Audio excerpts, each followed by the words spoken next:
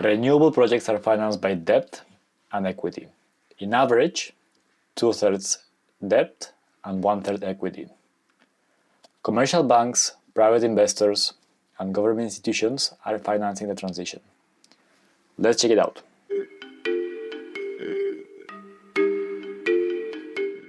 The latest Clean Energy Council report provides some figures and insights. Since 2017, Australia has been attracting a lot of investment, with 2025 already reaching around 4.4 billion Aussie dollars.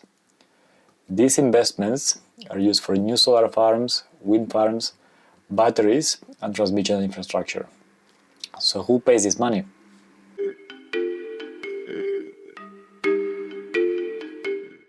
A good case study is to look at the Clean Energy Finance Corporation. That's the Australia's government-owned green investment bank. Its publicly available portfolio consists of roughly 66% debt and 34% equity. That's a good example of financing structure used in other projects in Australia. The CFC role is important because its investment helps attract additional private capital. Market forces gathered relevant industry findings. Commercial banks remain the largest source of project finance, followed by private developers and government organizations. Commercial banks prefer to provide debt because it is typically cheaper than equity, while equity normally comes from infrastructure or superannuation funds or independent power producers. The next natural question is, where does the money come from? Based on public information, significant investments are coming from overseas. Around 35 from Europe, 18 from North America, followed by Japan, China, and the Middle East. Although not every transaction is disclosed, industry data consistently shows that Australia receives a lot of foreign investment.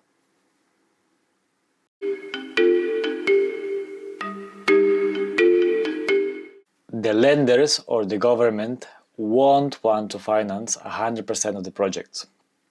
Each party wants the other party to have skin in the game. It's the old chicken and egg story. That requires both technology and finance to be aligned.